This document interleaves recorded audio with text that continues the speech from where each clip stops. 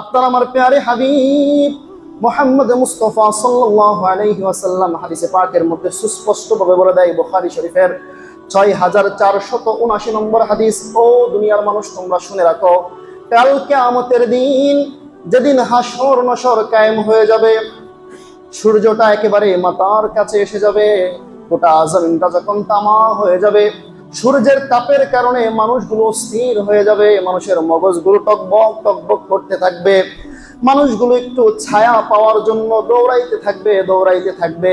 ওই জায়গার মধ্যে, ওই হাসরের কঠিন ময়দানের মধ্যে শুধু আল্লাহ রাব্বুল আলামিনের আরশের ছায়া ছাড়া আর কোনো ছায়া থাকবে না।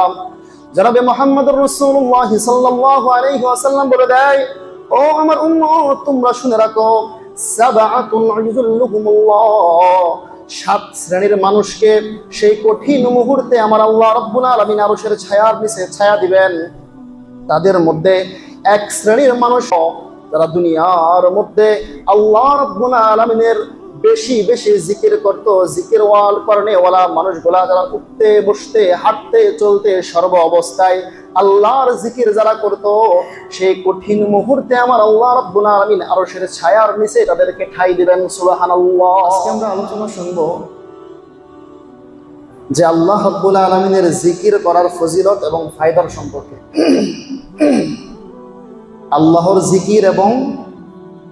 জিকির করার ফজিলত এবং ফায়দা সম্পর্কে ইনশাআল্লাহ আজকে আমরা আলোচনা শুনব। আল্লাহ রাব্বুল আলামিন তিনাকে স্মরণ করার ব্যাপারে, তিনার জিকির করার ব্যাপারে কোরআনে কারীমের মধ্যে জায়গায় জায়গায় বলেছেন। হাদিসের অসংখ্য হাদিস আছে এই জিকিরের ব্যাপারে। আল্লাহ রাব্বুল আলামিন সূরা বাকারার 152 নম্বর আয়াতের মধ্যে আল্লাহ নিজেই বলতেছেন, ফাযকুরুনি আযকুরকুম ওয়াশকুরুনি ওয়ালা তাকফুরুন। আল্লাহ বলতেছেন, ফাযকুরুনি, ও বান্দা তুমি আমাকে স্মরণ করো, আযকুরকুম, আমিও তোমাদেরকে স্মরণ করব। আল্লাহ বলতেছেন, বান্দা তুমি আমাকে স্মরণ করো, আমার জিকির করো, আমাকে স্মরণ করো, আযকুরকুম, আমিও তোমাদেরকে স্মরণ করব। সুবহানাল্লাহ। ওয়াশকুরুলি, আমি তোমাদেরকে দুনিয়ার বুকে যে নাজ নিয়ামত দিয়েছি, এই নাজ নিয়ামত পাওয়ার পরে ওয়াশকুরলি, আমার শুকরিয়া আদায় করো, ওয়ালা তাকফুরুন, সাবধান সাবধান, আমার সাথে কুফরি করো না, অকৃতজ্ঞশীল হয়েও না। তো আল্লাহ বলতেছেন, বান্দা আমাকে স্মরণ করো, আমি তোমাদেরকে স্মরণ করব। আমি যে নাজ নিয়ামত তোমাকে দিয়েছি, সেই নাজ নিয়ামত পাওয়ার পরে তার শুকরিয়া আদায় করো, ওয়ালা তাকফুরুন, সাবধান কখনোই আমার সাথে কুফরি করিও না, আমার নিয়ামত খেয়ে আমার নিয়ামতের অশুকরিয়া তুমি কখনোই আদায় করিও না, বরং শুকরিয়া আদায় করো। সেই আল্লাহ রাব্বুল আলামিন আরো বলতেছেন সূরা আহজাবের 41-42 নম্বর আয়াতের মধ্যে আল্লাহ বলেন, ইয়া আইয়ুহাল্লাযীনা আমানু যকুরুল্লাহা যিকরান কাসীরা ওয়াসাব্বিহুহু বুকরাতাও ওয়া আসীলা।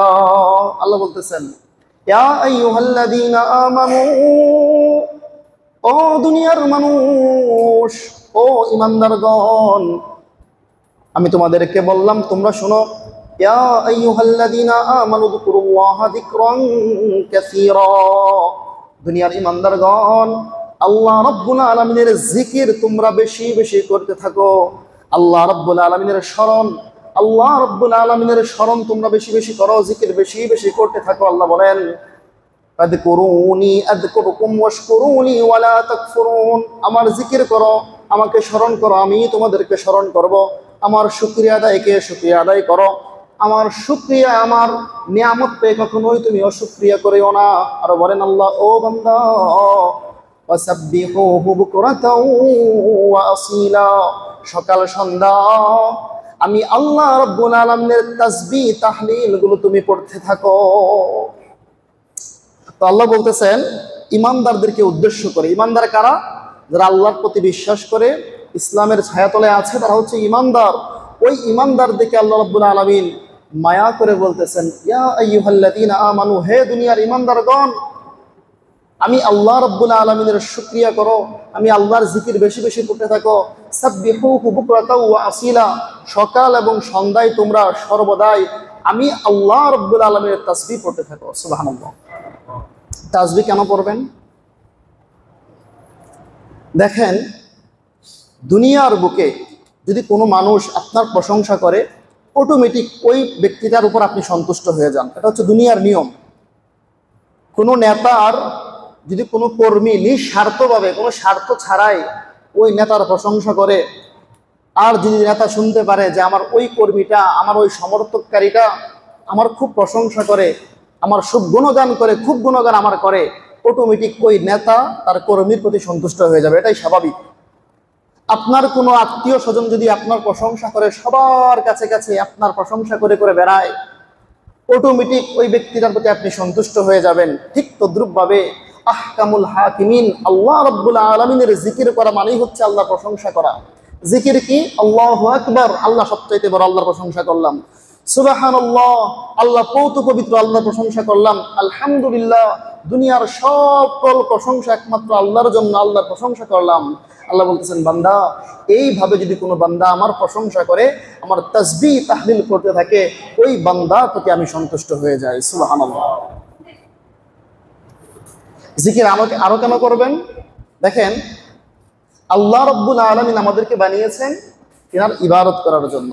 আল্লাহ নিজেই বলেছেন, ওয়ামা খালাকুতুল জিন্না ওয়াল ইনসা ইল্লা লিয়াবুদুন।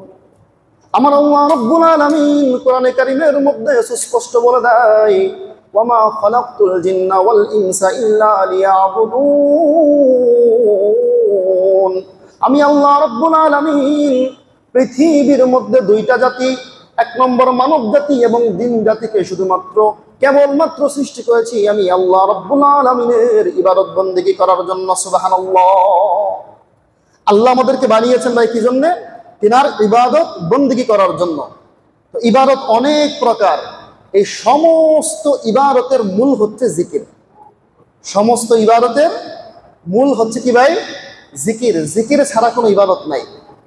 এই যে আমরা বয়ান করতেছি, এটা কিন্তু একটা ইবাদত, নফল ইবাদত। তো বয়ানের শুরুতেই কিন্তু আমি কথাবার্তা শুরু করি নাই, প্রথমে আলহামদুলিল্লাহ দিয়ে খুতবা পড়েছি। তো আলহামদুলিল্লাহ তো আল্লাহ রাব্বুল আলামিনের জিকির, প্রশংসা। আপনার নামাজ পড়ি, আমরা নামাজের সময় আল্লাহু আকবার বলে হাত বাঁধি।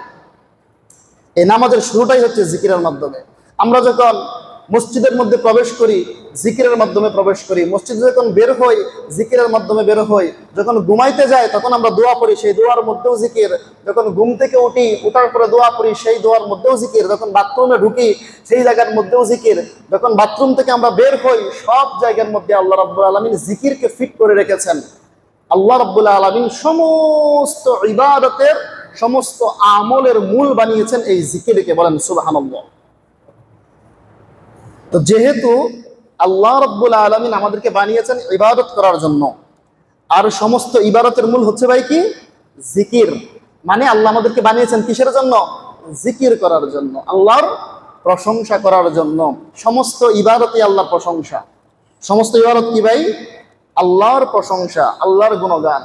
সমস্ত ইবাদতের মধ্যে বান্দা এবং মুনিবের, সৃষ্টিকর্তা এবং সৃষ্টির, এই দুইটার মধ্যে মহাব্বত, ভালোবাসা, সেটাই ফুটে ওঠে। পৃথিবীতে এবার আসি আমরা, যে পৃথিবীতে আল্লাহ রাব্বুল আলামিন যত নবী পাঠিয়েছেন, যত রসুল পাঠিয়েছেন, সমস্ত নবী কেরাম, সমস্ত রসুলগণে আল্লাহর জিকির বেশি বেশি করতেন। সুবহানাল্লাহ। পৃথিবীতে যত নবী আসছে সবাই কি করতেন ভাই? আল্লাহর জিকির বেশি বেশি করতেন। এমন কোনো নবী নাই দুনিয়ার বুকে জিকির করে নাই। এমন কোনো নবী নাই দুনিয়ার বুকে আল্লাহর মহত্ব, বরত্ব প্রকাশ করে নাই। দু একটা ঘটনা বললে আপনারা বুঝবেন যে নবীগণ কিভাবে জিকির করতেন। নবী ইউনুস আলাইহিস সালাতু ওয়াস সালাম বিপদের মধ্যে পড়ে যায়, মাছের পেটে ঢুকে যায়, সাগরের গহীন তলে, অন্ধকারের উপরে অন্ধকারের মধ্যে, ওই জায়গার মধ্যে বিপদে পড়ে আল্লাহর কাছে জিকির করতে থাকে, জিকির করতে থাকে। আল্লাহ, জুলুম করেছি, অন্যায় করে ফেলেছি, আপনি আপনার জিকিরের কসম খেয়ে বলতেছি, আপনি যদি এই মুহূর্তে আমাকে মাফ না করেন, আপনি তো উদ্ধার না করেন, দুনিয়ার বুকে আর কেউ নাই আমাকে এই মহা বিপদ থেকে উদ্ধার করবে। আল্লাহ বলেন, বান্দা ও আমার নবী, তুমি জিকিরের উসিলায় তুমি জিকির করতেছো, এই জিকিরের উসিলায় আমি তোমাকে সেই সমুদ্রের গভীর তল থেকে, মাছের পেট থেকে তোমাকে উদ্ধার করে দিলাম। সুবহানাল্লাহ। ঘটনা কি? ঘটনা হচ্ছে হযরত ইউনূস আলাইহিস সালাতু ওয়াস সালামকে আল্লাহ রাব্বুল আলামিন নিনওয়া শহরে অবতীর্ণ করেছিলেন। তিনার জায়গাটার নাম ছিল নিনওয়া। ওই নিনওয়া জাতি নবী ইউনূস আলাইহিস সালাতু ওয়াস সালামকে মানতেন না, তিনার কথাকে বিশ্বাস করতেন না, নবী হিসেবে স্বীকৃতি দিতেন না, আল্লাহকেও স্বীকৃতি দিতেন না। তারা ছিল কাফের। নবী ইউনূস আলাইহিস সালাতু ওয়াস সালামকে দাওয়াত দিতে দিতে দিতে দিতে এক পর্যায়ে বিরক্ত হয়ে গেছে। আরো কোনো দাওয়াত দিব আমার উম্মত গ্রহণ করে না। ফলে নবী ইউনূস আলাইহিস সালাতু ওয়াস সালাম তাদের প্রতি বিরক্ত হয়ে তাদেরকে বদদোয়া করলেন এবং বললেন, হে আমার উম্মতের জাতি নিনওয়াবাসী, শোনো, আগামী 3 দিনের ভিতরে আমি নবীকে অস্বীকার করার কারণে, আল্লাহকে অস্বীকার করার কারণে আল্লাহর পক্ষ থেকে তোমাদের উপর আযাব আসবে, তোমরা সকলে মৃত্যুবরণ করবে। এই ঘোষণা হযরত ইউনূস আলাইহিস সালাতু ওয়াস সালাম নিনওয়াবাসীকে করলেন, তার উম্মতকে করলেন। এটা ঘোষণা করার পরে তিনি গ্রাম থেকে ওই জায়গা থেকে সরে গেলেন। 3 দিন অতিক্রম হয়ে যায়। 1 দিন অতিক্রম হওয়ার পরে নিনওয়াবাসী বুঝতে পারে যে নবী সত্যি ছিল, ইউনূস তুমি আসলে একজন সত্য নবী ছিল, আমরা ভুল করেছি। এই মুহূর্তে যদি আমরা তওবা না করি, তার প্রতি ঈমান না আনি, আল্লাহ তো আমাদেরকে ধ্বংস করে দিবে। তো নিনওয়াবাসী নবীর অনুপস্থিতিতেই তওবা করেছে, সকলেই ঈমানদার মুসলমান হয়ে গিয়েছে। সুবহানাল্লাহ। তো মুসলমান হয়ে যাওয়ার পরে তাদের নবীকে তারা খুঁজতেছে যে আমরা তো নবীর প্রতি বিশ্বাস স্থাপন করলাম, ঈমান আনলাম, তাহলে আমাদের নবীকে আমরা ফিরিয়ে আনি। ওই দিক দিয়ে 1 দিন 2 দিন 3 দিন পার হয়ে যায়। ইউনূস আলাইহিস সালাতু ওয়াস সালাম খবর নেয় যে তিনার যে এলাকা, জন্মভূমি যে এলাকার মধ্যে 3 দিন আগে তিনি বলে আসছিলেন 3 দিন পরে তোমরা ধ্বংস হবে, আল্লাহর আযাব আসবে, সকলে মৃত্যুবরণ করবে, ওই এলাকা মৃত্যুবরণ করে নাই, সবাই সবার সুস্থ মতোই আছে। এবার ইউনূস আলাইহিস সালাতু ওয়াস সালাম চিন্তা করলেন, আহা, এরা তো আমাকে আগে থেকে মিথ্যাবাদী বলেছে, তো আমি ওয়াদা করলাম যে 3 দিনের ভিতরে এই এলাকা ধ্বংস হয়ে যাবে, এখন ধ্বংস হয় নাই। ধ্বংস যে কেন হয় না, তারা তওবা করে মুসলমান হয়ে গিয়েছে। ওই নবী তো আর এটা জানেন না যে তওবা করছে, মুসলমান হয়েছে, তাকে খুঁজতেছে। তো নবী চিন্তা করলেন, এই এলাকার মধ্যে যদি আমি যাই, এরা আমাকে মিথ্যাবাদী বলবে, এমনকি আমাকে ধরে হত্যাও করে ফেলবে মিথ্যাবাদী বলার কারণে, মিথ্যাবাদী হওয়ার কারণে। নবী ইউনূস আলাইহিস সালাতু ওয়াস সালাম ওই জায়গা থেকেই তিনি নিয়ত করলেন, আমি এই দেশেই আর থাকবো না, অন্য দেশে সফর করে চলে যাব। এই যে সফর করার যে নিয়তটা করেছিল, এটা তিনি আল্লাহর পক্ষ থেকে করেন নাই, আল্লাহর আদেশ পেয়ে করেন নাই, বরং নিজে নিজে একটা নিয়ত করেছে। আল্লাহ আদেশ দেওয়ার আগে নিজ দেশ ছাইরা অন্য দেশে চলে যেতে চাইতেছে। আল্লাহর নিয়ম হচ্ছে কোনো নবী একটা কাজও করতে পারে না আল্লাহর হুকুম ছাড়া। তো আল্লাহর হুকুম আসার পূর্বে যেহেতু তিনি সফর শুরু করছেন, সফরের মধ্যে তিনি একটা জাহাজের মধ্যে উঠছেন, ছোট্ট একটা জাহাজ। ওই জাহাজটা সমুদ্র দিয়ে যাচ্ছে।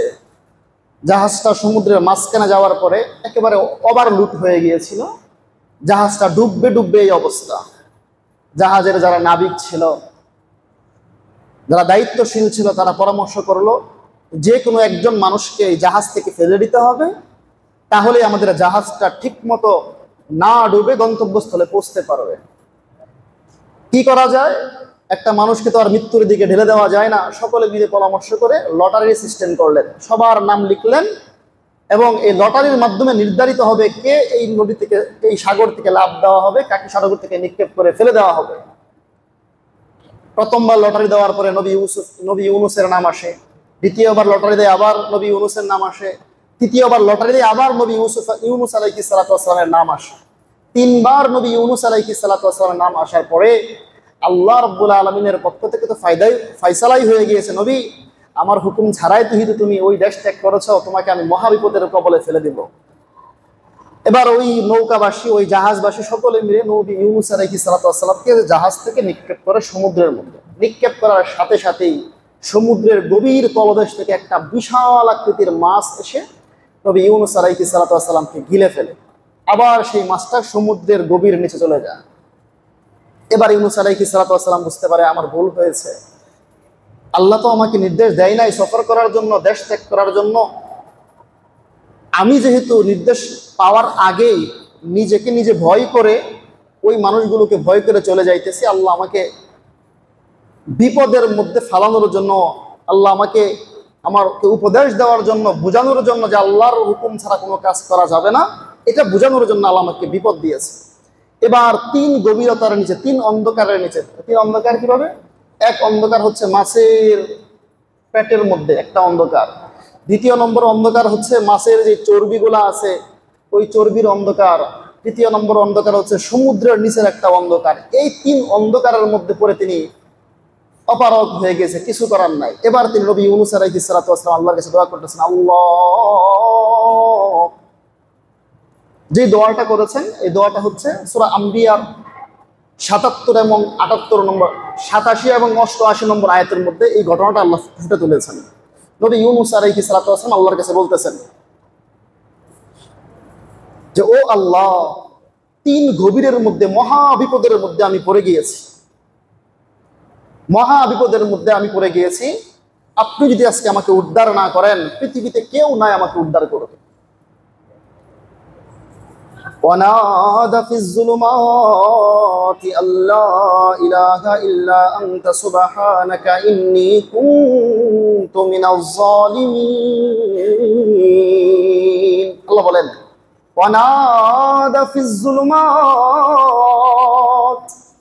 অন্ধকারের উপর, অন্ধকারের গভীর তলদেশের মধ্যে আমার বান্দা ইউনূস নবী আল্লাহর জিকির করতেছিল, লা ইলাহা ইল্লা আনতা সুবহানাকা ইন্নী কুনতু মিনাজ জালিমিন। ও আল্লাহ, আপনি ছাড়া পৃথিবীতে আর কোনো ইলাহ নাই, গোটা সৃষ্টি জগতের মধ্যে আর কোনো ইলাহ নাই। লা ইলাহা ইল্লা আনতা সুবহানাক, আপনি পৌত পবিত্র। লা ইলাহা ইল্লা আনতা সুবহানাকা ইন্নী কুনতু মিনাজ জালিমিন। ও আল্লাহ, আপনার তাসবিহ তাহলিল পাঠ করতেছি, আপনার মহত্ব বরত্ব গাইতেছি। আল্লাহ, নিশ্চয় আমি নিজের উপরে অনেক বড় জুলুম করে ফেলেছি। আল্লাহ, আপনি যদি আমাকে মাফ না করেন, আপনি যদি এই বিপদ থেকে উদ্ধার না করেন, আর কেউ নাই আমাকে উদ্ধার করবে। এইভাবে তিনি জিকির করতেছেন, লা ইলাহা ইল্লা আনতা সুবহানাকা ইন্নী কুনতু মিনাজ জালিমিন, লা ইলাহা ইল্লা আনতা সুবহানাকা ইন্নী কুনতু মিনাজ জালিমিন। এবার আল্লাহ বলেন সূরা আম্বিয়া 88 নম্বর আয়াত, আল্লাহ বলতেছেন ফাস্তাজাবনা লাহু ওয়া নাজ্জায়নাহু মিনাল গাম ওয়া কাযালিকা নুনজিল মুমিনিন। আল্লাহ বলেন, ও দুনিয়ার মানুষ, ও উম্মতে মুহাম্মাদি, ইয়া রাসূলুল্লাহ মুহাম্মদ মুস্তাফা সাল্লাল্লাহু আলাইহি ওয়াসাল্লাম, আপনি শুনেন, আমার বান্দা ইউনূস আলাইহিস সালাতু ওয়াস সালাম যখন সমুদ্রের গভীর নিচে আমি আল্লাহ রাব্বুল আলামিনের জিকির করতেছিল, ফাস্তাজাবনা লাহু, আমি আল্লাহ রাব্বুল আলামিন জিকিরের উসিলায় তার দোয়াটাকে কবুল করে নেই। সুবহানাল্লাহ। ওয়া নাজ্জায়নাহু মিনাল গাম, এবং অন্ধকারের সমুদ্রের অন্ধকার থেকে আমি আল্লাহ রাব্বুল আলামিন মুক্তি দিয়ে থাকি। এবং উম্মতে মুহাম্মদ মুস্তাফা সাল্লাল্লাহু আলাইহি ওয়াসাল্লাম রাসূলকে উদ্দেশ্য করে বলেন, ও রাসূল, আপনি শুনে রাখেন, ওয়া কাযালিকা নুনজিল মুমিনিন, এমনি ভাবে যারা বিপদে পড়ে যাবে, বিপদে পড়ে যাওয়ার পরে আমি আল্লাহ রাব্বুল আলামিনের তাসবিহ তাহলিল করতে থাকবে, অথবা এই দোয়াটা পড়বে, লা ইলাহা ইল্লা আনতা সুবহানাকা ইন্নী কুনতু মিনাজ জালিমিন। কোন বান্দা, কোন মুমিন বান্দা যখন বিপদে পড়ে গিয়ে এই দোয়াটা বারংবার পড়তে থাকবে, আমি আল্লাহ রাব্বুল আলামিন এই তাসবিহর উসিলায় ওই মুমিন বান্দার জীবনের সমস্ত পেরেশানি এবং বিপদগুলোকে দূর করে দেব। সুবহানাল্লাহ। আল্লাহ ওয়াদা করেছেন, ওয়া কাযালিকা নুনজিল মুমিনিন, এমনি ভাবে আমি মুমিনদেরকে কাল কিয়ামতের আগ পর্যন্তই মুক্তি দেব, কাল কিয়ামতের আগ পর্যন্তই মানুষের বিপদগুলো দূর করে দেব আমার তাসবিহ, আমার তাহলিলের মাধ্যমে। সুবহানাল্লাহ। তো আমরা এই ঘটনার মাধ্যমে কি জানলাম? নবীগণ জিকির করেছেন, বিপদে পড়েও জিকিরের মাধ্যমে মুক্তি পেয়েছেন। দ্বিতীয় ঘটনাটা হচ্ছে হযরতে মূসা আলাইহিস সালাতু ওয়াস সালামের।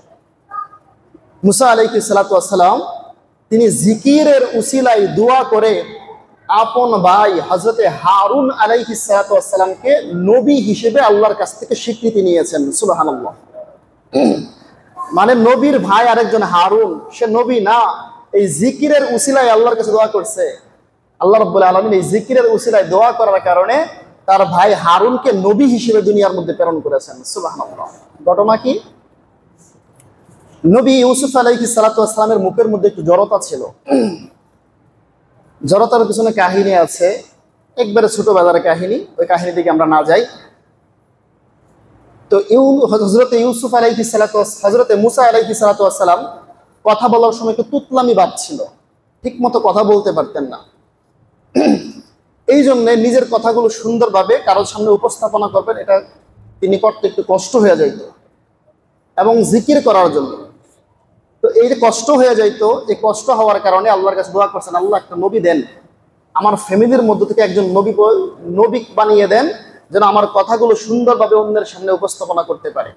আল্লাহর কাছে দোয়া করছেন এবং আরো দোয়া করেন, হে আল্লাহ, যে আমার ফ্যামিলি থেকে যে নবী দিবেন এটা অন্য কাউকে দেওয়া দরকার নাই, হারুনা আখি, সূরা তাহা, যে হারুনা আখি, আমার ভাই হারুনকে আমার সাথে নবী হিসেবে আপনি দিয়ে দেন। এবার আল্লাহ রাব্বুল আলামিন প্রশ্ন করলেন, মুসা, আমি যে হারুনকে নবী বানাবো, তোমার ভাইকে নবী বানাবো, কেন আমি নবী বানাবো? এবার মুসা আলাইহিস সালাতু ওয়াসসালাম উত্তর দেয়, সূরা তাহার মধ্যে উত্তরটা আসছে।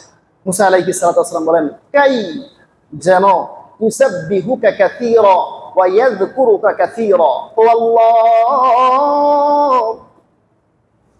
আমি আপনার কাছে দোয়া করলাম আমার ফ্যামিলি থেকে একজন নবী পয়দা করে দেওয়ার জন্য। আমি আবার দোয়া করলাম আমার ভাই হারুনকে নবী বানানোর জন্য। আল্লাহ, আপনি প্রশ্ন করেছেন কি জন্য নবী বানিয়ে দেবেন, আমি উত্তরে দিলাম, কাইয়ুসাব্বিহুকা কাসীরা, ও আল্লাহ, আমার ভাইকে আপনি নবী বানিয়ে দেবেন এজন্য যেন আমরা দুই ভাই মিলে আপনার বেশি বেশি জিকির করতে পারি। সুবহানাল্লাহ। আমার আল্লাহ রাব্বুল আলামিন মুসা আলাইহিস সালাতু ওয়াস সালামকে ডাক দিয়ে বলেন, ও মুসা, তুমি যদি আমার মহত্ব প্রকাশ করতে চাও, আমার জিকির করতে চাও, এটা যদি তোমার উদ্দেশ্য হয়, আমি আল্লাহ রাব্বুল আলামিন যাও তোমার ভাই হারুনকে আজকে থেকে নবী বানিয়ে দিলাম। সুবহানাল্লাহ। তো দেখেন, দ্বিতীয় ঘটনা বলার উদ্দেশ্য, মুসা আলাইহিস সালাতু ওয়াস সালাম জিকিরের উদ্দেশ্যে জিকিরকে উসিলা করে আল্লাহর কাছে দোয়া করেছেন, ভাই হারুনকে আল্লাহ রাব্বুল আলামিন নবী হিসেবে স্বীকৃতি দিয়েছেন। সুবহানাল্লাহ। এরকম আর অনেক ঘটনা আছে, নবীদের জিকিরের উসিলায় চেয়েছেন, জিকির করেছেন। এবার আসি আমাদের নবী সাল্লাল্লাহু আলাইহি ওয়াসাল্লাম কি পরিমাণ জিকির করতেন। আম্মা জান আয়েশা রাদিয়াল্লাহু তাআলা হইতে বর্ণিত, একটা পুরুষ কি কাজ করে, বেশি বেশি কি কাজ করে, এটা সবথেকে ভালো জানেন তার ঘরের স্ত্রী। তো রাসূলের ব্যাপারে আম্মা জান আয়েশা রাদিয়াল্লাহু তাআলা আনহা নিজেই বলতেছেন, ও উম্মতে মুহাম্মদী, তোমরা শোনো, আমি বললাম রাসূল সাল্লাল্লাহু আলাইহি ওয়াসাল্লামের মতো জিকির, রাসূল সাল্লাল্লাহু আলাইহি ওয়াসাল্লামের মতো আল্লাহর তাসবিহ তাহলিল এই জমিনের মধ্যে আর কোনো বান্দাই করে নাই। সুবহানাল্লাহ। তিনি এমন জিকির করতেন, এত মহত্ব আল্লাহর প্রকাশ করতেন, এত বরত্ব আল্লাহর গাইতেন। এবার আমরা আসি জিকিরের কি কি ফজিলত, কি কি ফায়দা। এক নম্বর ফজিলত, যে ব্যক্তি জিকির করবে আল্লাহ রাব্বুল আলামিন রাসূলের হাদিসের মাধ্যমে ওই ব্যক্তিকে জানিয়ে দিয়েছেন সে দুনিয়ার বুকে জীবিত। আর যে ব্যক্তি জিকির করবে না, আল্লাহর তাসবিহ তাহলিল করবে না, জীবিত থাকা অবস্থাও সে মৃত। নাউযুবিল্লাহ। হাদিসের মধ্যে আসছে, ওয়াকালা রাসূলুল্লাহি সাল্লাল্লাহু আলাইহি ওয়াসাল্লাম, মাতালুল্লাযী ইয়াযকুরু রাব্বা মাতালুল্লাযী ইয়াযকুরু রাব্বা ওয়াল্লাযী লাম ইয়াযকুর কামাসালিল হাইয়্যি ওয়াল মাইয়িত। জনাবে মুহাম্মদুর রাসূলুল্লাহ সাল্লাল্লাহু আলাইহি ওয়াসাল্লাম তার উম্মতকে সুস্পষ্টভাবে হাদিসের মাধ্যমে জানিয়ে দেয়, ও উম্মতে মুহাম্মদী, ও আমার উম্মত, তোমরা শুনে রাখো, যেই ব্যক্তি দুনিয়ার বুকে তার প্রভুর জিকির করে এবং যেই ব্যক্তি তার প্রভুর জিকির করে না, তার দৃষ্টান্ত হলো যেই ব্যক্তি দুনিয়ার বুকে জিকির করবে সে জীবিত, আর যেই ব্যক্তি দুনিয়ার বুকে আল্লাহর জিকির করবে না সে হচ্ছে মৃত। রাসূল সাল্লাল্লাহু আলাইহি ওয়াসাল্লাম হাদিসের মধ্যে সুস্পষ্টভাবে বলে দিয়েছেন, দুনিয়ার বুকে যারা জিকির করবে তারা জীবিত, আর যারা জিকির করবে না, আল্লাহর তাসবিহ তাহলিল করবে না, তারা জীবিত থেকেও মৃত। বলেন না নাউযুবিল্লাহ। দুই নম্বর ফায়দা, বুখারী শরীফের হাদিস 6479 নম্বর হাদিস। ওই হাদিসের মধ্যে আসছে, রাসূল সাল্লাল্লাহু আলাইহি ওয়াসাল্লাম বলেছেন, وقال رسول الله صلى الله عليه وسلم سبعة يذلهم الله رجل ذكر الله। আপনার আমার প্যারে হাবিব মুহাম্মদ মুস্তাফা সাল্লাল্লাহু আলাইহি ওয়াসাল্লাম হাদিসে পাকের মধ্যে সুস্পষ্টভাবে বলে দেয়, বুখারী শরীফের 6479 নম্বর হাদিস, ও দুনিয়ার মানুষ তোমরা শুনে রাখো, কাল কিয়ামতের দিন যেদিন হাসর নসর কায়েম হয়ে যাবে, সূর্যটা একেবারে মাথার কাছে এসে যাবে, গোটা জমিনটা যখন তামা হয়ে যাবে, সূর্যের তাপের কারণে মানুষগুলো স্থির হয়ে যাবে, মানুষের মগজগুলো টকবক টকবক করতে থাকবে, মানুষগুলো একটু ছায়া পাওয়ার জন্য দৌড়াইতে থাকবে। ওই জায়গার মধ্যে, ওই হাসরের কঠিন ময়দানের মধ্যে শুধু আল্লাহ রাব্বুল আলামিনের আরশের ছায়া ছাড়া আর কোনো ছায়া থাকবে না। জনাবে মুহাম্মদুর রাসূলুল্লাহ সাল্লাল্লাহু আলাইহি ওয়াসাল্লাম বলে দেয়, ও আমার উম্মত তোমরা শুনে রাখো, সাবআতুন ইউযিল্লুহুমুল্লাহ, 7 শ্রেণীর মানুষকে সেই কঠিন মুহূর্তে আমার আল্লাহ রাব্বুল আলামিন আরশের ছায়ার নিচে ছায়া দিবেন। তাদের মধ্যে এক শ্রেণীর মানুষ হলো যাকারুল্লাহ, যারা দুনিয়ার মধ্যে আল্লাহ রাব্বুল আলামিনের বেশি বেশি জিকির করতো, জিকির করনে ওয়ালা মানুষগুলা, যারা উঠতে বসতে হাঁটতে চলতে সর্ব অবস্থায় আল্লাহর জিকির যারা করতো, সেই কঠিন মুহূর্তে আমার আল্লাহ রাব্বুল আলামিন আরশের ছায়ার নিচে তাদেরকে ঠাঁই দিবেন। সুবহানাল্লাহ। দেখেন কি ফজিলত, দুনিয়ার বুকে যারা জিকির করবে, আল্লাহ রাব্বুল আলামিন কাল কিয়ামতের দিন যেদিন কোথাও ছায়া থাকবে না, সেই আরশের ছায়ার নিচে জিকিরকারীকে ঠাঁই দিবেন। সুবহানাল্লাহ। 3 নম্বর ফজিলত হচ্ছে বুখারীর হাদিস। রাসূল সাল্লাল্লাহু আলাইহি ওয়াসাল্লাম বলেন, যারা জিকির করবে, জিকির মানে হচ্ছে আল্লাহকে স্মরণ করা, আল্লাহর মহত্ব বরত্ব প্রকাশ করা, আল্লাহর প্রশংসা করা। আল্লাহ বলেন, যারা জিকির করবে ওই বান্দাকে আমি আল্লাহ রাব্বুল আলামিন স্মরণ করব। সুবহানাল্লাহ। কিভাবে? আল্লাহ বলেন, দুনিয়ার মধ্যে যে কোনো বান্দা একা একা জিকির করবে, আমি আল্লাহ রাব্বুল আলামিন ওই বান্দাকে একা একাই স্মরণ করব। স্মরণ করার মানে হচ্ছে ওই বান্দার উপরে আমি রহমত নাজিল করে দেব। সুবহানাল্লাহ। দুনিয়ার মধ্যে কোনো মানুষ যদি সম্মিলিতভাবে মজলিসের মধ্যে আমার জিকির করে, আমি আল্লাহ রাব্বুল আলামিন ওই বান্দার প্রশংসা শুধু একা একা করবো এমন নয়, ওই বান্দাকে স্মরণ করব একা একা এমন নয়, বরং আসমানের মধ্যে যত ফেরেশতা আছে সেই সমস্ত ফেরেশতাদেরকে নিয়ে ওই বান্দার প্রশংসা, ওই বান্দাকে আমি স্মরণ করব। সুবহানাল্লাহ। রাসূল বলতেছেন, যারা দুনিয়ার বুকে জিকির করবে আল্লাহ তাদেরকে স্মরণ করবেন। একা একা জিকির করলে আল্লাহ তাকে একা একা স্মরণ করবেন, মানে রহমত দিবেন। আর যদি কোনো মজলিসের মধ্যে ওই বান্দা জিকির করে, আল্লাহ রাব্বুল আলামিন বলতেছেন তার চাইতে উত্তম মজলিস, অর্থাৎ ফেরেশতাদেরকে, সম্মিলিত ফেরেশতাদেরকে নিয়ে আমি ওই বান্দাকে স্মরণ করব। সুবহানাল্লাহ। 4 নম্বর ফজিলতটা হচ্ছে তিরমিজি শরীফের হাদিস। আপনারা জানেন রাসূল সাল্লাল্লাহু আলাইহি ওয়াসাল্লাম যখন মেরাজে গিয়েছিলেন 7টা আসমান পাড়ি দিয়েছিলেন। তো এক একটা আসমানের মধ্যে এক একজন নবীর সাথে রাসূল সাল্লাল্লাহু আলাইহি ওয়াসাল্লামের সাক্ষাৎ হয়েছিল। 7ম আকাশে, 7 নম্বর আকাশের মধ্যে হযরতে ইব্রাহিম আলাইহিস সালাতু ওয়াস সালামের সাথে সাক্ষাৎ হয়েছিল। ইব্রাহিম আলাইহিস সালাতু ওয়াস সালাম রাসূলকে অনেক মারহাবা দিয়েছিলেন, মারহাবান তাইয়িবান, যে আমার উম্মতের মধ্যে, আমার সন্তানদের মধ্যে শ্রেষ্ঠ সন্তানের আগমন আজকে আসমানের মধ্যে হয়েছে, অনেক প্রশংসা করেছিলেন। সর্বশেষ যখন রাসূল চলে আসতেছিলেন, ওই সময় হযরত ইব্রাহিম আলাইহিস সালাতু ওয়াস সালাম একটা সুসংবাদ দিয়েছিলেন, ও আমার শ্রেষ্ঠ সন্তান মুহাম্মদ, তুমি যখন দুনিয়ার বুকে যাবে, দুনিয়ার বুকে যাওয়ার পরে তোমার উম্মতদেরকে একটা সুসংবাদ দিবে। আমি ইব্রাহিম আলাইহিস সালাতু ওয়াস সালাম বলে দিলাম যে আসমান, যে জান্নাতের জমিন খুব উর্বর জমিন, জান্নাতের জমিন খুব উর্বর জমিন। এই জমিন আল্লাহ রাব্বুল আলামিন জান্নাতি মানুষের জন্য প্রস্তুত করে রেখেছেন, কিন্তু জান্নাতটা হচ্ছে খালি একটা মাঠের মতো। দুনিয়ার বুকে তোমার উম্মত জন্য বেশি বেশি করে এই জান্নাতের মধ্যে বৃক্ষ রোপণ করে।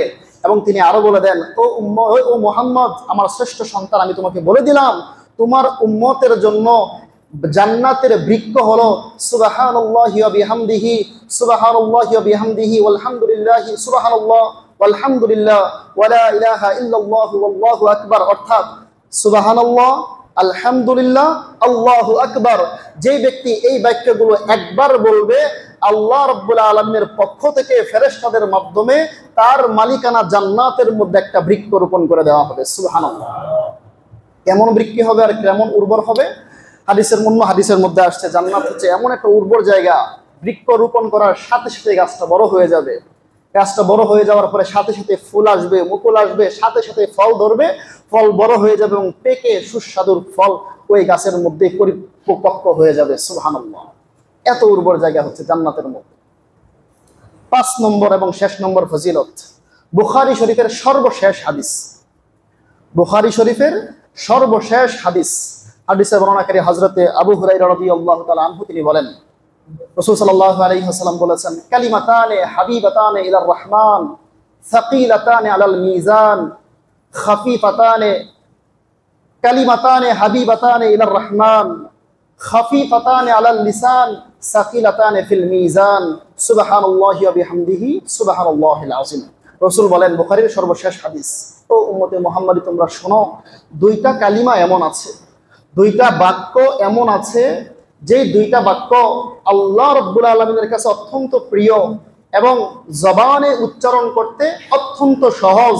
আর এই দুইটা বাক্য কাল কিয়ামতের দিন যখন মিজানের পাল্লায় মাপা হবে, সবচাইতে ভারী এই দুইটা কালিমা হবে। সুবহানাল্লাহ। এই দুইটা কালিমা কি? রাসূল বলেন, সুবহানাল্লাহি ওয়া বিহামদিহি সুবহানাল্লাহিল আযীম। সুবহানাল্লাহি ওয়া বিহামদিহি সুবহানাল্লাহিল আযীম। আপনার জীবনে যদি আপনি আমল বানিয়ে নেন যে প্রতিদিন আমি 100 বার পড়ব, মাগরিবের নামাজের পরে অথবা ফজরের নামাজের পরে অথবা যে কোনো নামাজের পরে, একেবারে সহজ একটা আমল আপনি বানিয়ে নিতে পারেন, দুনিয়ার বুকে বুঝবেন না এই আমলের কত ফায়দা। কাল কিয়ামতের দিন হাসরের মাঠ যখন তৈয়ার হয়ে যাবে, মানুষ একটা নেকির জন্য যখন ছুটাছুটি করতে থাকবে, মা তাকে অস্বীকার করবে, বাবা তাকে অস্বীকার করবে, ভাই তাকে অস্বীকার করবে, সেই মুহূর্তে আপনি বুঝতে পারবেন এই ছোট্ট আমলের কি পরিমাণ ফায়দা হয়েছে। তো প্রথম অবস্থায় আমরা আলোচনা নির্ধারণ করেছিলাম যে জিকিরের ফায়দা এবং গুরুত্ব সম্পর্কে। আমরা আলোচনার মধ্যে কি শুনলাম? যে আল্লাহ রাব্বুল আলামিন কোরআনে কারীমের জায়গার মধ্যে জিকিরের কথা বলেছেন। সূরা বাকারার 142 নম্বর আয়াত, সূরা আহজাব 41-42 নম্বর আয়াত, এই জায়গার মধ্যে আল্লাহ রাব্বুল আলামিন জিকিরের কথা বলেছেন এবং রাসূল হাদিসের মধ্যে বলেছেন, সমস্ত নবী একরাম দুনিয়ার বুকে এসে জিকির করেছেন। এবং এটাও আমরা বলেছি যে দুনিয়ার বুকে যত আমল আছে, সমস্ত আমলের মূল হচ্ছে জিকির।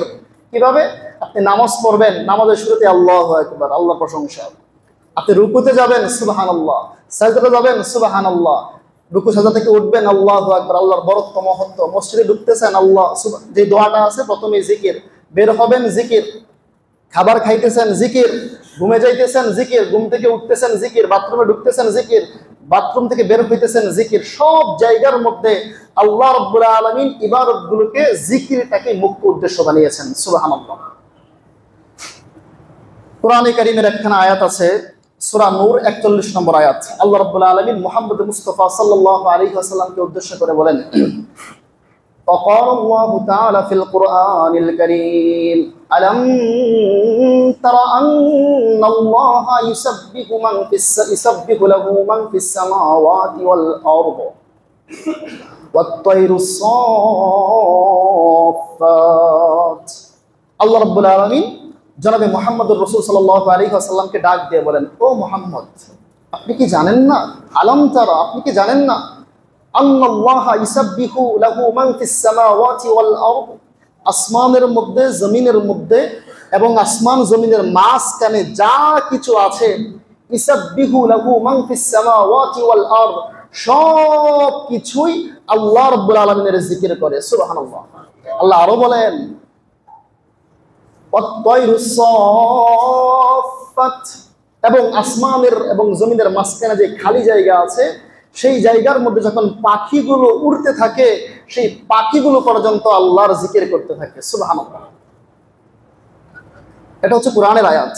কোরআনের আয়াত যখন সামনে আসে আর কিছু দেখার প্রয়োজন নাই। আল্লাহ বলেছেন 100% সত্যি। এবার আমরা রাসূলের ঘটনার দিকেও তাকাই যে জড় পদার্থ, যার জীবন নাই, গাছপালা, অবলা প্রাণীগুলো কিভাবে আল্লাহর জিকির করে। হাদিসের মধ্যে আসছে, বুখারী শরীফের হাদিস।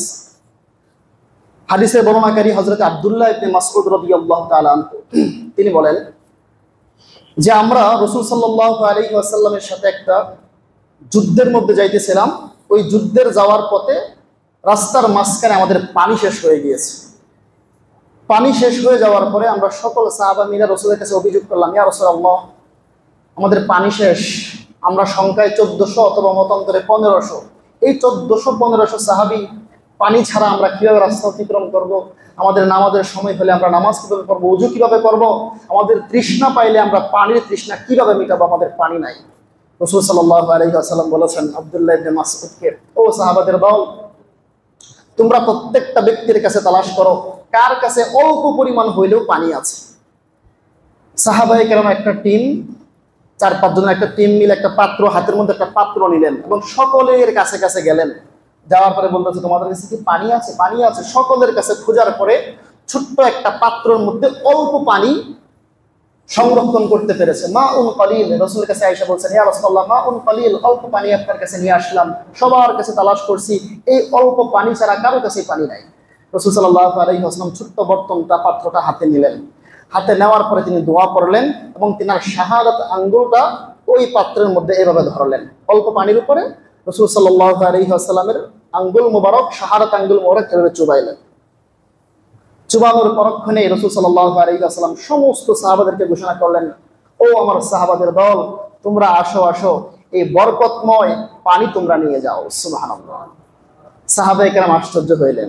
সকলের কাছ থেকে অল্প একটু পানি সংরক্ষণ করলাম, একজনই খেতে পারবে না, আর রাসূল সকলকে উদ্দেশ্য করে বলতেছে পানি নেওয়ার জন্য। সাহাবায়ে কেরাম বলেন, আমরা মনের মধ্যে কৌতূহল নিয়ে রাসূলের সামনে গেলাম। রাসূলের সামনে যাওয়ার পরে সাহাবী আব্দুল্লাহ ইবনে আব্বাস রাদিয়াল্লাহু, আব্দুল্লাহ ইবনে মাসউদ রাদিয়াল্লাহু তাআলা আনহু নিজেই হাদিস বর্ণনা করতেছেন আর বলতেছেন, ওয়াল্লাহি, আল্লাহর কসম, যেভাবে রাসূল সাল্লাল্লাহু আলাইহি ওয়াসাল্লাম সকল মানুষকে ডাক দেওয়ার পরে আমরা সকলেই লক্ষ্য করলাম রাসূল সাল্লাল্লাহু আলাইহি ওয়াসাল্লামের শাহাদাত আঙ্গুল থেকে ঝর্ণার মতো সেই ছোট্ট বাটির মধ্যে পানি পড়তেছে। সুবহানাল্লাহ। সাহাবায়ে কেরাম বলেন, আমরা সকলেই পানি পরিতৃপ্ত আকারে পান করলাম। পান করার পরে আমাদের যে বর্তনগুলো ছিল সব বর্তনগুলো আমরা পানি দিয়ে ভরলাম। ভরার পরে ঘটনা বলার উদ্দেশ্য, হাদিস বলার উদ্দেশ্য হচ্ছে সামনে সাহাবায়ে কেরাম আরো সামনে অগ্রসর হচ্ছেন, একটা শিবির পেতেছেন বিশ্রাম করার জন্য। ওই বিশ্রাম করার জায়গার মধ্যে ওই পানি বের করার পরে যখন তিনাদের খাবারগুলো, কারো কাছে রুটি, কারো কাছে শুকনা খেজুর, কারো কাছে পনির, এই খাবারগুলো যখন বর্তন থেকে বের করলেন, খাবে দস্তরখানায় রাখলেন, সাহাবায়ে কেরাম বলেন, ওয়াল্লাহি, আল্লাহর কসম, আমরা যখন ওই পানি দিয়ে খাবার খাইতেছিলাম প্রত্যেকটা খাবারেই আল্লাহ রাব্বুল আলামিনের জিকির করতেছিল। সুবহানাল্লাহ। তাহলে আমরা বুখারীর এই হাদিস দ্বারা কি বুঝলাম? পৃথিবীর মধ্যে যত জড় পদার্থ আছে সেই জড় পদার্থ পর্যন্ত আল্লাহ রাব্বুল আলামিনের জিকির করে। সুবহানাল্লাহ। এটা বিখ্যাত ঘটনা আছে, উস্তুনে হান্নানা, রাসূলের একটা খেজুর গাছের পিলার ছিল। মসজিদে নববী তৈরি করার পূর্বেই রাসূল সাল্লাল্লাহু আলাইহি ওয়াসাল্লাম ওই খেজুর গাছের পিলারের উপর বৈশা বা দাঁড়ায়া খুতবা দিতেন। টাকা পয়সার সংক্ষিপ্ত থাকার কারণে, টাকা পয়সা না থাকার কারণে, যখন টাকা পয়সা হয়েছে তখন এটাকে বাদ দিয়ে নতুন করে আরেকটা বানাইতে চাইছিলেন কাঠ দিয়া। তো ওই উস্তুনে হান্নানা খেজুর গাছের ডালটা যখন ফেলে দেওয়া হয়েছিল, ওই উস্তুনে হান্নান নামক খেজুর গাছের পদার্থটা, খেজুর গাছের একটা ডুমটা সাথে সাথে আল্লাহর কাছে কান্না করতেছিল আর জিকির করতেছিল। সুবহানাল্লাহ। সাহাবায়ে কেরাম বলেন, আমরা সকলেই ওই খেজুরের একটা মরা যে একটা পিলার আছে, ওই পিলারের কান্নার আওয়াজ, জিকিরের আওয়াজ আমরা শুনতে পেয়েছিলাম। সুবহানাল্লাহ। শুধু তাই নয়, হযরত মুয়াজ ইবনে আনাস রাদিয়াল্লাহু আনহু একটা বিখ্যাত ঘটনা আছে। তিনি বলেন যে আমরা রাসূল সাল্লাল্লাহু আলাইহি ওয়াসাল্লামের সাথে করে কোন একটা কবিলার সামনে দিয়ে যাচ্ছিলাম। ওই কবিলার মানুষগুলো রাসূল দেখলেন যে তাদের বাহনগুলোর উপরে বৈশা আলোচনা করতেছে, গল্প গুজব করতেছে। মুস্তাদরাক আহমদ শরীফের হাদিস।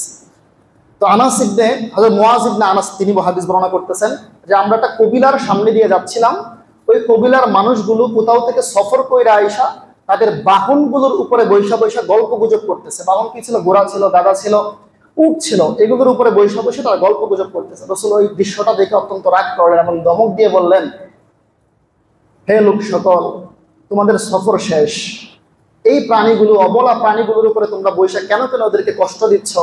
তোমাদের এই গল্প গুজব তো তোমরা নাইমাও করতে পারো, কিন্তু ওই প্রাণীগুলোর উপর বৈশা বৈশা তোমরা কেন গল্প গুজব করতেছো? রাসূল ধমক দেওয়ার পরে এটা বলতেছেন শুনে রাখো, আল্লাহি আল্লাহর কসম আমি বললাম, জেনে রাখো এই বাহনগুলোর উপরে যারা চড়ে, এই বাহনগুলোর উপরে যে সমস্ত মানুষ চলে, এই সমস্ত অনেক মানুষ আছে বাহনের উপরে চলে, কিন্তু এই তাদের চাইতে ওই বাহনটা হাজার গুণে আল্লাহর কাছে উত্তম। সুবহানাল্লাহ।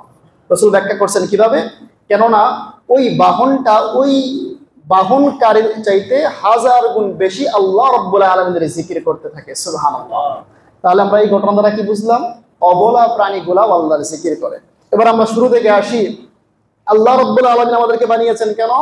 আল্লাহর ইবাদত বন্দেগী করার জন্য। ওমা খালাকতুল জিন্না ওয়াল ইনসা ইল্লা লিয়াবুদুন।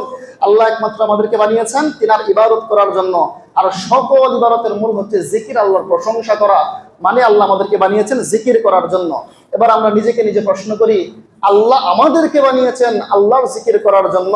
পৃথিবী থেকে এমন মানুষ নাই 50 বছর চলে গিয়েছে, সে 50 বার আল্লাহর জিকির করে নাই। আছে না এরকম মানুষ? পৃথিবী থেকে এমন মানুষ নাই 70 বছর 80 বছর চলে গিয়েছে, কোনোদিন সে আল্লাহর জিকির করতে পারে নাই। অথচ জড় পদার্থগুলো, গাছগুলো, অবলা প্রাণীগুলোকে জিকিরের জন্য বানায় নাই, তারা জিকির করতেছে সর্বদাই। তো এই বিবেচনায় আমরা মানুষ হওয়ার চাইতেও, মানুষের চাইতে ওই অবলা প্রাণীগুলো অনেকগুলো উত্তম। সুবহানাল্লাহ। আল্লাহ রাব্বুল আলামিন আমাদেরকে উক্ত আলোচনা থেকে ইবরত উপদেশ গ্রহণ করার তৌফিক দান করুন। সকলে বলে আমিন। ওয়া আখিরি দাওয়ানা আলহামদুলিল্লাহি রাব্বিল আলামিন। যারা সুন্নাত পড়ে নেই সুন্নাত পড়ে নেই।